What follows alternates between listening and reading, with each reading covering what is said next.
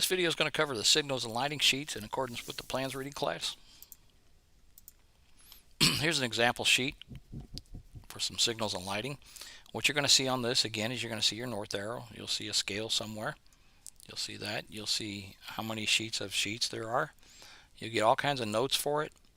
You'll also see a lighting legend out there that'll explain what they're using, and typically this will be the same for everything. And then you'll see the symbols out here and all the information pertaining to signals and lighting. This is a good example sheet here. Signal sheets define where traffic signals will be placed and how they will be constructed for the final project. You can see down below we got some signal heads out here represented by that symbol. Looks like a little Christmas tree almost. You'll see it's got what type of colored lights we're going to have. In this case, red, yellow, green. Red, yellow, green. But up here you'll see a red, yellow left, a yellow, and a green. So you'll see all those different types. Types of traffic signals, you can get to the link in MoDOT. In here is, if I hit the control, it'll bring me out to all the different types of turn signals we have out there, all the different lighting traffic signals that we have. So piece of information out there, so that's in the link. All signals for a specific location and the areas of the intersection that they affect.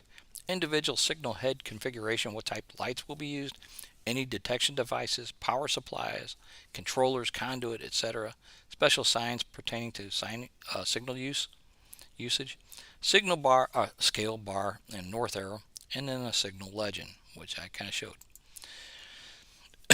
Signal sheet schematics. MoDOT D sheets can be used for any roadway project. We have a D37A, which details locations and types of pole boxes, bases, posts, arms, and indications. A Form D37B, conduit and cable types, and quantities are charted here as well. A D37C, items relating to signal controller from the power supply, cabinet, coordination interface, detectors, and load switches are detailed. And then we have a Form D37D, schematic of the conduit and cable installations. No geometric or signal head details are shown. And then you have D38 through D38D, which are for traffic signal phasing. Lighting sheets show all the lighting that will be placed along the travelway for the final project. So here's a screenshot of a lighting that's out there. You can see what they've got. You got some conduit cutting across here, and that looks like, if you go down to the legend and look at it, looks like a rigid trench, and it goes to a pole box preform type 1. So you can see that here. Okay. You'll also see that there's luminaires out here. There's LED A luminaire, LED B luminaires, and LED C luminaires. You got a power source represented by the PS with the box. You have pull boxes. If it's existing, it's going to be not filled. You have a pull box type 2, which is completely full, and then you have a pull box, well, that one's concrete type 2, and preform type 2 is the one with the 45-degree colored in. Conduit rigid, pushed is open. The conduit bridge is the conduit with the B's in it. Here's a conduit on the left side that says rigid median, so it has the M in there for it. And then if it's trenched, it's filled.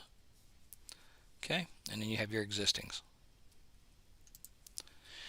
The lighting sheet contains location of all luminaires, location of control stations, power supplies, cable routing, other necessary hardware shown with specific symbology, symbology defined in the legend, a scale bar, and a north arrow. Lighting standard sheets, MoDOT standards can be used on any project. A couple of links here get you out to the lighting symbols and lighting cable conduit and trenching. Now there are some other sheets that we don't cover in the plans reading class that we may talk about later if we update the class any more than what we have.